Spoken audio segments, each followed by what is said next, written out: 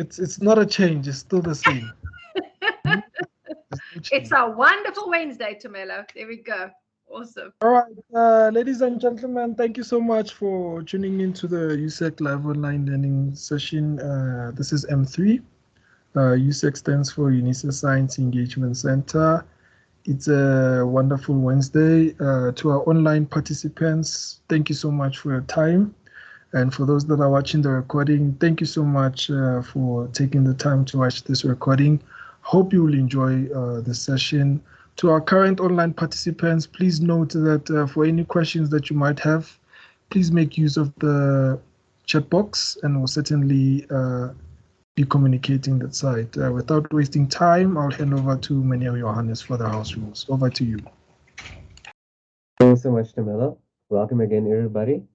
I think today, because we're such a small class, I think it's not so many house rules for today. So I think it's only for, we'd like to ask her just for the cameras to be muted so that we can save data and bandwidth. And then at any point in time, if you have any questions, please feel free to raise your hand. Or like Tamela just said, please use our chat area. And then the email address for more information is in the chat area. And then over to you, Dr. Gous. Awesome. Thank you very much. Absolutely. So let me just quickly put my camera on. Here we go. So yeah, as I said, the team and I have had a hectic day until then, and then we kind of list what we have to do, and then we go, and then we've got another day ahead. But it's always good to be here online. And we're on session number 3 already. This week is just flying. But it's good. It's all good. I really hope, well, we really hope through these sessions that we can encourage a couple of you to join the virtual gear competition and to see it as a learning, which it's supposed to be. It's part of your learning. So M1 and M2, and then follows on to M3. How do we bring it all together? Because oftentimes you hear coaches saying, yes, well, I know how to do the things, but I don't know how to participate in a competition. And so what we really want to kind of lead you through these sessions is to say it's just a matter of putting the pieces together, and you've got to start somewhere. So virtual gear is a kind of an easier way of kind of easing into the competitions and participating and then learning. And there's lots more in store as well. All right. So today we're going to do about testing and debugging, and maybe before I even start the session, you as a coach will need to kind of be leader of the pack of debugging and testing. But don't think that you have to have all the answers. Okay. So part of debugging is instead of giving them the answer, you need to be able to say, I wonder why that. I wonder why the robot just didn't go far enough. I wonder why the robot collided. I wonder why. And so if you ask the right questions, that kind of aids your team in their debugging. All right. So at no time do you as a coach need to have all the answers. But I can tell you that the longer you are debugging and working and coaching teams, you will kind of have a mental checklist up in your head. And so I can tell you now, one of your teams is going to put the wires, not connect the wires. Somebody is going to connect a color sensor and think it's an ultrasonic. Some of your teams are going to connect the wrong wheels. So you will start building up a little mental checklist of like, what do I need to check first to make sure that this robot, and then if you look at the code, you will quickly be able to spot where the errors are. What you need to know for now just is what questions do you need to ask. Okay, so that is part of the session is, and this is part of the preparation for the virtual gear competition, is to equip you as the coaches and mentors to be competent and confident. You don't need to have all the answers, but you need to ask the right questions. Okay, so let's just do the presentation, and then hopefully we'll have lots of time to chat afterwards. Okay, so here we go into the zone and realm of sharing my screen. There we go. Right, and there we go. Everybody can see my screen? Yes, Dr. Gous, I can see your screen. Yes, Dr. Gous. Excellent. Oh, there's all these voices. It's so cool. All right, so let's carry on here. Okay, so what we have today is unit 3 of the kind of journey towards participating in a robotics competition. All the content is on M3. We did not want to overload you with theory. We wanted to give just enough pointers. It's in the overview document. Just enough theory to kind of guide your thinking when you work with your team. And so actually the portfolio is about your reflection with your team. Okay, and this is our team at the moment. And we're hoping to add to our team because, yes, we're adding. All right. Okay, so if you are running a robot, you'll need to test it, debug it, and then run it. But there's this, and let's start with the first column. So you are running a program, you're running your robot missions, and there's always the spin-off of the trade-off between the number of seconds you have and the score. Okay, and so that becomes kind of, once you've ironed out all the testing and you've done all the debugging, then you need to run, and you can then optimize your robot running as well. And at all times you will, and it's a cool graph to have to say which mission requires how many seconds to run, and then what is your score. And so if you have a robot run, say for one of the missions, it takes 30 seconds to run, and it only gives you a score of 10. And then you've got another mission which goes 10 seconds and you can get 100 points. I mean, it's not maybe that obvious, but that is kind of where this is going. So it's always iteration. You're always, so testing, you're trying to get the errors out. Debugging, you're trying to find the errors and maybe iron those out. And running becomes this process of optimizing, and until which point you say, okay, I'm done. Okay.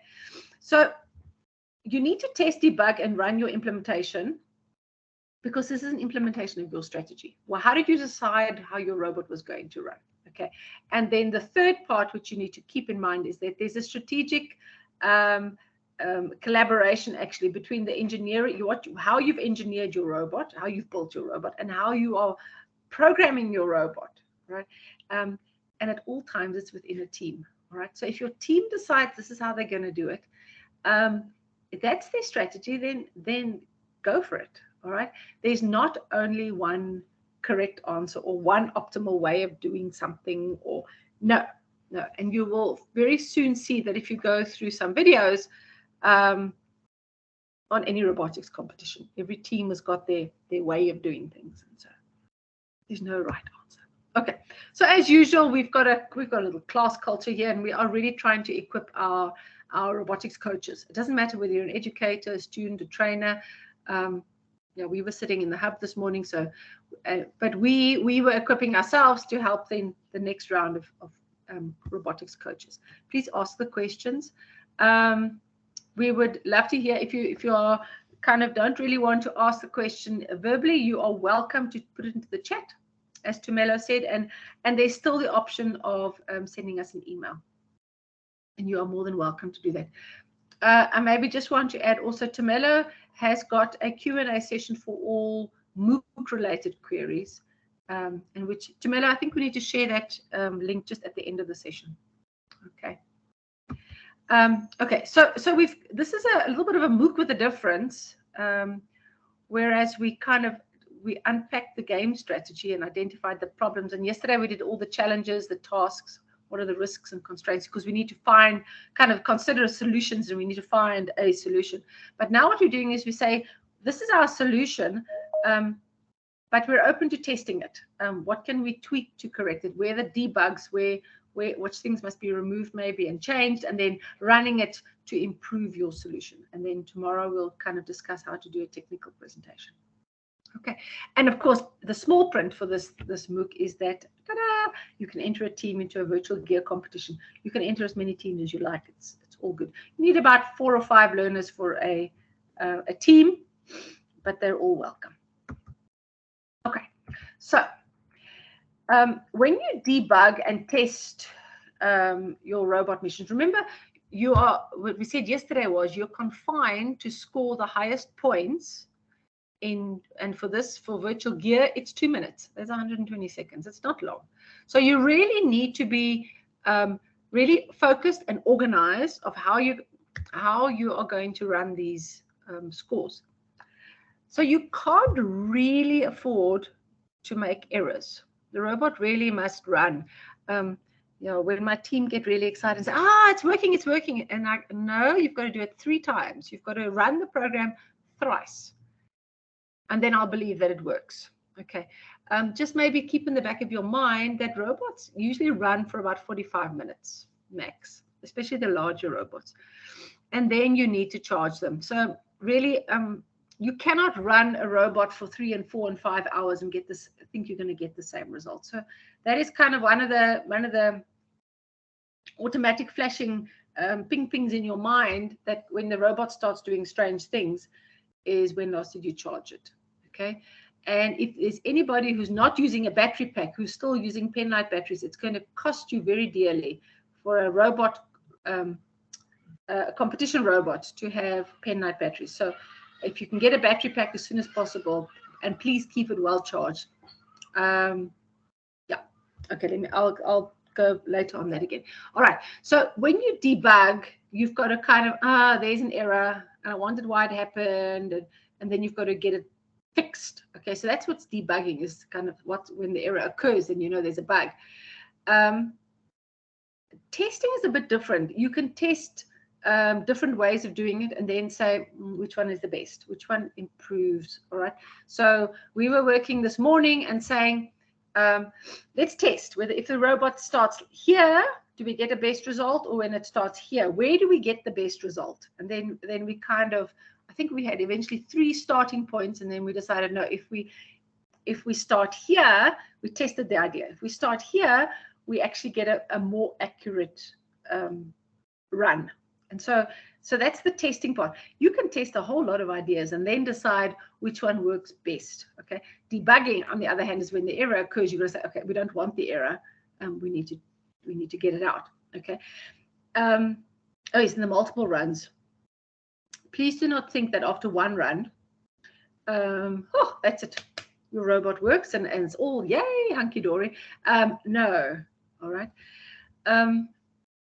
So you really need to, and maybe this is where also, which we can also talk about later, is lots of documents. Make notes, and then you can write it down, and you can say mission number 1, it ran in 12 seconds on Tuesday, and it ran in 10 seconds on Wednesday, and it ran in 9 seconds on Thursday, and success. Great. Okay. But then you change something, and then maybe it doesn't work again. Your notebooks, your robot notebook doesn't have to be painfully neat. It just means that you have written down somewhere, because the last thing you want, especially if you have a team working on a robot, is that somebody changed this and then somebody changed that, and then nobody owns up and everybody blames everybody. And so it's not conducive to teamwork at all. So really write down how you tested it, and if it works, you just leave it. You can maybe tweak it to get an improvement, but I would almost say once it works, park that mission and then move on to another one. All right. The other thing that you really need to talk about, and a robot is a little temperamental little thing. So I would maybe sit down at the beginning of each session and say, okay, so what are we going to do today? We're going to do this mission and that mission. And then say, okay, so what are your goals? Okay, you want to score 10 points and you want to score it in 20 seconds. All right. And then keep those parameters. All right. And as long as you can get your 20 points in 10 seconds, that's fine. Then that's how you leave it. All right. And then, well, let's have some discussion about the virtual gear challenge, and let's unpack that now. All right. So the game strategy is you kind of have, well, for the virtual gear, there's lots of different parts, and somehow you've got to combine it. The team needs to decide, are they first going, if you see the layout, maybe I should have had the mat here. I'll have the mat here tomorrow, I promise. If you're going to, you first do the chocolates, and then you do the juice, and then you do the sweets, and then you do the cup, and then you do the And I can't remember the last one was. But anyway, so see in what order you want to do that. And then and that is your strategy. And maybe write in your book, our strategy for today is this mission, that mission, that mission, and who's going to run it, and what the points are. And so at the end of your session, you can say, success, we can get our game strategy implemented. It's got 3 parts, and we can do the whole thing in like 100 seconds, and we get 100 points.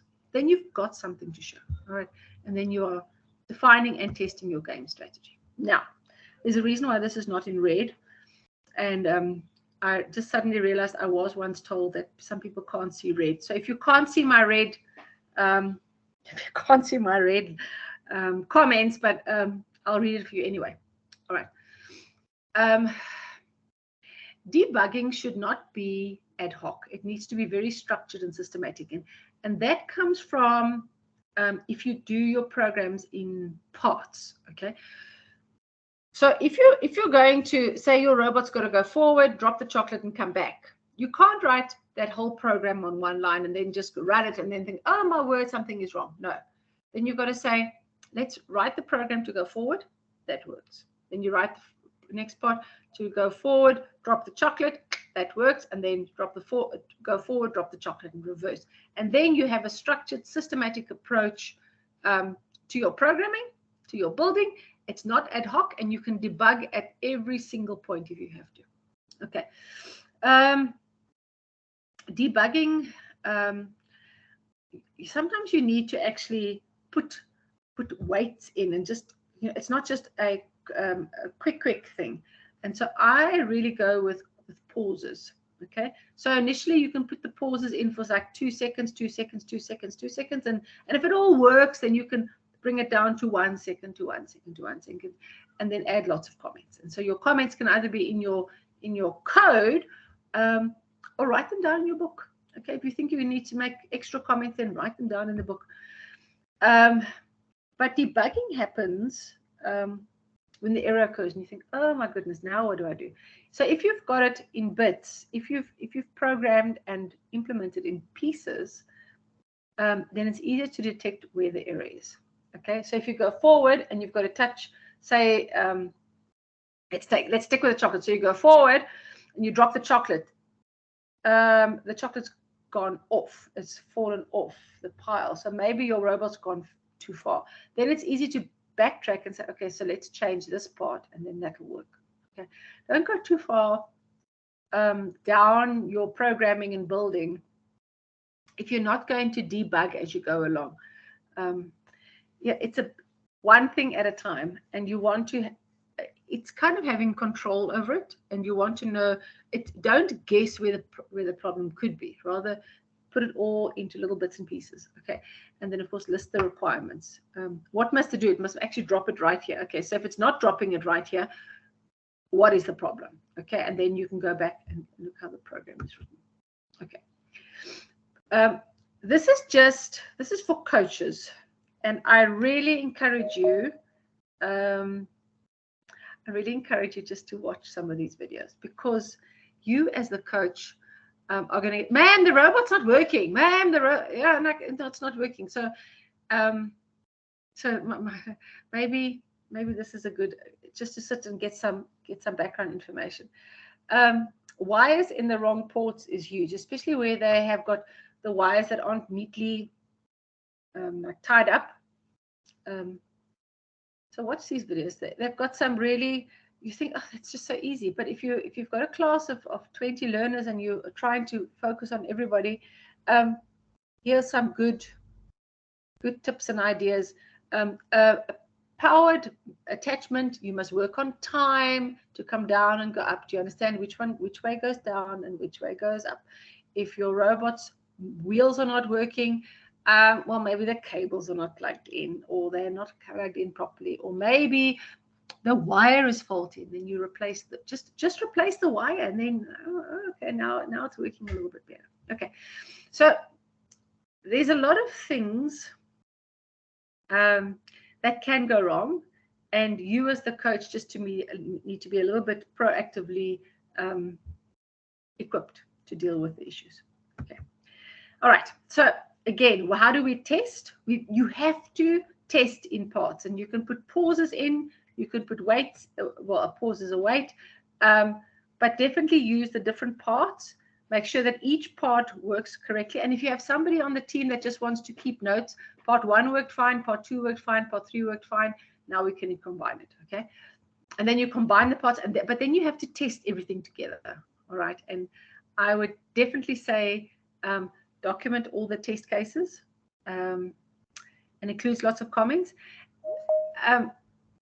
It's something that really helps the teams is to say, take the pictures of how you've changed it, that you understand where you've come from and what has changed and what you did do to change the program and what you are still going to do.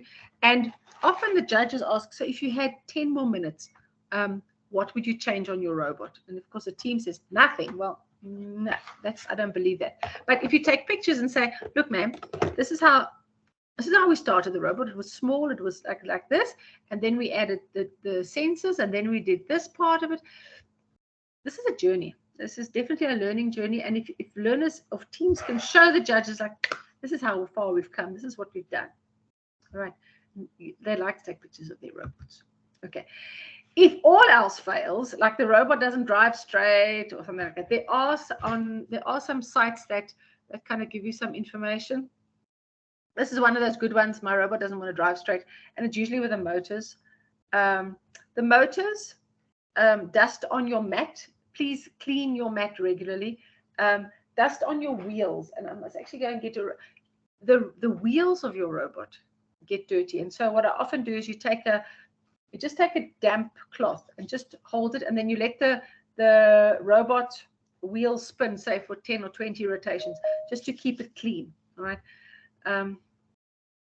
Yeah, don't underestimate if your robots are not going straight about the wheels. Also, I'll show you just now when we go into an open session. The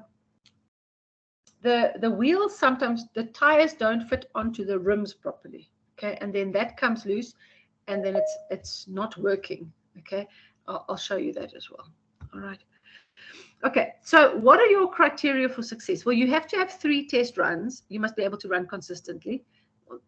Okay, and you've only got 120 seconds. The team needs to then define what is our optimal strategy. How are we going to do this? All right. And if your team decides that each group in the team is going to do 1 mission, that's awesome. Okay, and then they're going to do the party round. That's amazing. Okay, but they must be able to consistently do the rounds and get the same or similar scores in the same or similar time. Okay, so define your criteria. Your team's criteria for success is not necessarily the same criteria as another team. Okay, please, you've got to be very clear on that. You can ask them to give you a criteria for success and say, could we review this after 3 weeks? And maybe we can, but you need to define and say, okay, team, we are going to get 75 points in 100 seconds. Let's see what we can do. And then work towards that. And if you get it, yay. All right. Is there time to do 1 more mission? Well, maybe there is, because we've still got an extra time that we can do that. All right. Now onto the virtual gear. You do need time to collaborate. Okay. And so do not assume that all your team members know what the other one is doing. Okay. I really do encourage you to allocate, you as the coach, allocate a part within the group to each member, okay, of the team, and say, this is yours, this is your task, this is your task, and document those decisions. And then keep lots of diagrams, lots of discussions, lots of notes, lots of pictures. Did it go well? Did it not go well? Why did we not meet today? But all that, it's not for anybody else to read except for your team, but it gives you a good idea of where you came from and where you're going to. Right. Okay, and yes, things go wrong. However, is it worth it? And here is, I still think it's worth it, because you are developing problem-solving skills. You are doing. You are not just theory. You are doing. You have a strategy. Your team has a strategy to get points, okay? Once I've identified the risks, there's no good saying, well, these are the risks. Well, you've actually got to mitigate. You've actually got to find ways around the risks. You actually have to share the tasks. One of the worst things a team can have is one person doing all the coding and the programming and the building, and the rest sitting around giving their 2 cents worth of criticism. It's not okay. Okay, make sure that if you are entering a team, that every single team member is equipped to do some or most of the tasks that they're allocated with. Tackle the challenges head on. If there's a misunderstanding, sit down and look each other in the eye and say, well, we're sorry, we misunderstood you. If there is somebody who's taking over the team, no, that's not okay. You are the coach. You need to control the team. Okay, and then you adapt to the constraints. Yeah. Okay, but overall, you have to persevere. You have to persevere. You've got to have optimism. You've got to be precise, and you've got to practice, practice, practice, practice, practice. This is not the virtual gear competition. Is not something you can quickly do in an hour and hope to goodness, because it's not going to work. Okay. So that is the end of unit number 3. I'm going to stop sharing now, and then we can have some general discussions, and I think that'll be just. But I'll leave the session open if anybody wants to ask any questions. Okay. All right. Are there any questions about the virtual gear competition? Do you all understand how to take a challenge and unpack it and then decide what do you need to build, what do you need to program? And then you build and program the bits, and then you pull it all together as part of a strategy. Everybody okay with that? Or maybe you all need to participate in the virtual gear competition. Christelle, yes. Hi. I just wanted to double check with you, Dr. Gous. So if I understood you correctly a little bit earlier, we don't need to do every single little challenge. Like maybe I can look at. I think we've lost you there, Christelle. Sorry, can you hear me? Yes, now we can. Yes, yes. Oh, okay, sorry. I'm not sure where I stopped, but I just wanted to ask if it's okay not to do every single mission. Maybe for the first competition, like I can maybe. Absolutely fine. Yes. So Okay. If your team decides they want to do the chocolate and the sweets, and then the juice box, and that's all they want to do, then that's all they do. Okay. Okay. But you as a coach can always say, well, let's keep that as our first goal. And then if you see we've still got another 2 weeks, and you say, do you want to try one more mission? That's fine. Yes. Okay. Thank you. All right. You're welcome. I think it's especially if you've got groups within your team and each team does a part, then they've all contributed to the overall success of your robot. That learning is very important for us. Very important. All right. Okay. Thanks, Christelle, for that question. All right. Pabzinto, new attendee. Hi. Good afternoon, Dr. Gous and the team.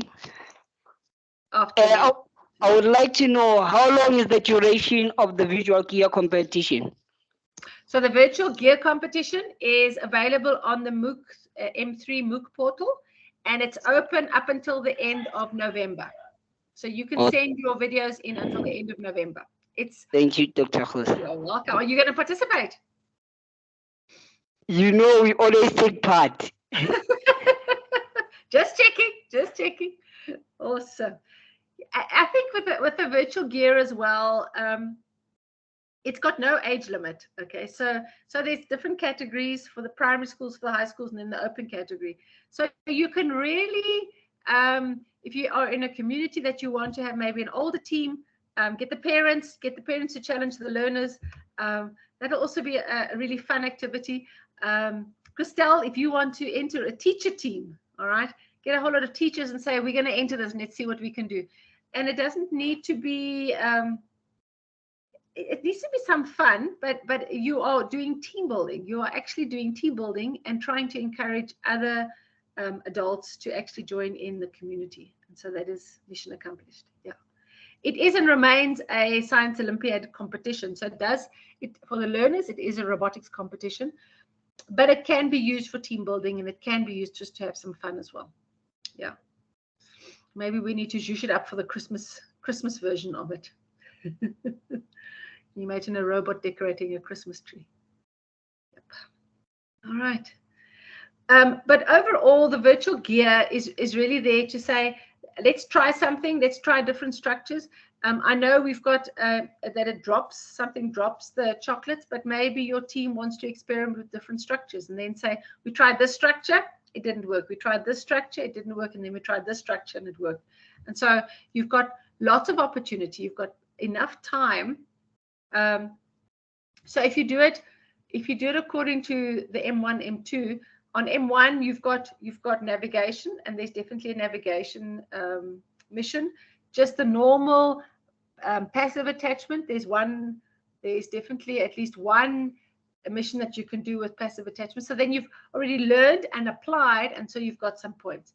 Then you've got the sensors that we added, and for that you can follow the line. That's your application of that. And then we've got powered attachments, and you can definitely grab the cup. You can grab it, take it forward, and then release it. And so you've got application of every part of the M1 and M2 syllabus. And so you can, and if you write that in your reflection to say, yeah, we've come a far way. We've come a far way. Right. Okay.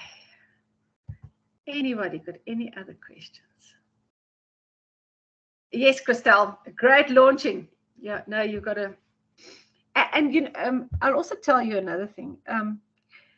A lot of learners would love to be in a robotics team, okay, but that takes courage because some learners have it in their head that it's not okay to make mistakes.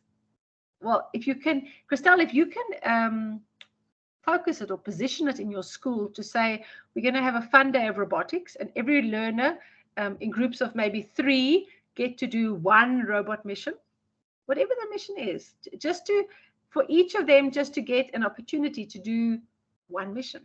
Okay, and then you've got buy-in, and learners have been exposed to what robotics is. Instead of them just saying, no, I don't know what robotics is, only for clever people, I don't want to do it. Yeah, it doesn't give them enough chance to actually explore the opportunities. Okay. I agree with you, Dr. Gous. Thank you. I appreciate all the feedback. I just wanted to share something that I thought this group might appreciate. I had a class yesterday with some of my little ones between age 7 and 9, and we were learning about the very popular rubber ducky method of debugging. And we were busy troubleshooting some programs, and we were talking to our little rubber duckies, or imagine rubber duckies on our shoulders. And the kids really loved it. They really loved it. So when we were talking about debugging and troubleshooting today, I was thinking about that. Awesome. There's actually there's quite an interesting, maybe I'll see whether there's time tomorrow, but there's quite a lot of literature actually read about how teachers fear having to debug when they feel like they don't have all the answers. But you know, as coaches, we don't need to have all the answers. We just need to be able to guide, you know, keep our ducks in a row. You just need to be able to guide the team to a solution and let them discover, oh, that's where the problem is. And if they can get the bug out themselves, like, awesome. It's a bit reverse psychology, but this is coach talk. We don't have learners on this group. Okay, so just that makes a good coach. That makes an amazing coach. If you don't give them the answers, but you teach them to find the answers themselves. Hi, Pabzinto, you've got your hand up again. Dr. Gous, actually, I've got a concern. Actually, it's not a question as such. Regarding to doing the visual in a fun way, involving the parents as well.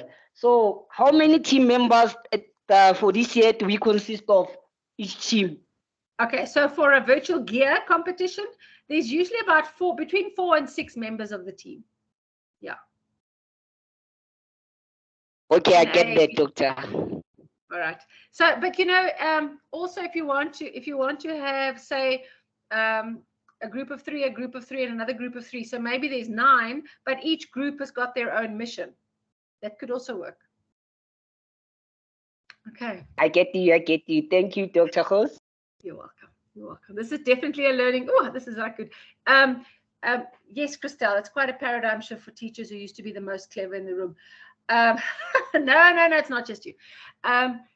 Yes. And I think that is why this whole robotics and coding and thing is seen as a big like mountain. It's not actually. It requires, I think the biggest challenge is it requires a paradigm shift. Our learners, yeah, I still don't have all the answers, and I think at this stage most of my teams have more answers than I do, and that's good, because what are we doing? We are coaches. We are coaching our learners and equipping them to thrive beyond the 21st century, beyond the 4IR. We are doing our, yes, we are not teaching them these skills, we are developing the skills, and we're giving them opportunity to develop the skills. And we don't need to have all the answers. We can guide them. And that's why we have these sessions before you start the virtual gear. So you can guide them, so you know what it's about and you've got enough information at your fingertips. But the idea is never that you have all the answers. All right. I think our world is also moving much quicker. It doesn't allow us to have all the answers. We just need to be able to coach teams. Yeah. But Christelle, let me know. Yeah, it is a paradigm shift, and it's part of, it's a part of discovering and learning, and not rote learning. Rote learning is how it was. Okay. Now learners need to have the freedom and the courage. Come back to the word courage. They need to have the courage to make mistakes and learn from their mistakes. Okay. And the cool thing about a robot is the robot I built now doesn't work. So what do? I change it. The program I wrote doesn't really work. It's got a bug in it. Okay. It's not a reflection of how good or bad I am. There's a bug in the program. So it's no big deal. We just change it. We just fix it. Yeah. Absolutely. I'm thinking we need to have a trial run with our virtual gear robots. Maybe I'll get Sylvia to come in tomorrow and kind of do a test run with the virtual gear robots, and you can just get some ideas. There's definitely different ways of doing it. Lots of different ways of doing these robots. Yeah. All right. And also, just on the side, your team. You were saying how many should be on a team. As long as everybody is contributing to the team, the combined team effort. Yeah. That's awesome. If you need to have one more team member, well, then you have one more team member. For the virtual gear, for the virtual gear competition, the focus is definitely about learning and collaboration. All right. Okay. Let's just check one more time. I don't see any more hands up. No. All right. Okay. So we have 15 minutes to go and get some coffee, and then we will rejoin, and then we'll unpack the virtual. No. At 4 o'clock, we're doing research skills on the first Lego League competition. All right.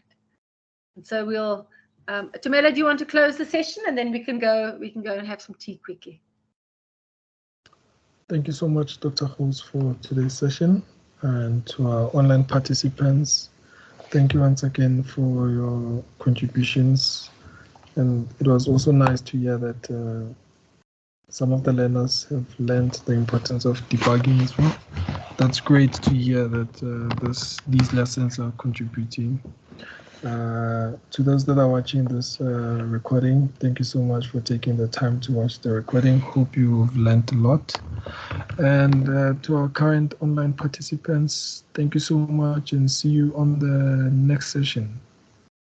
Have a lovely Wednesday.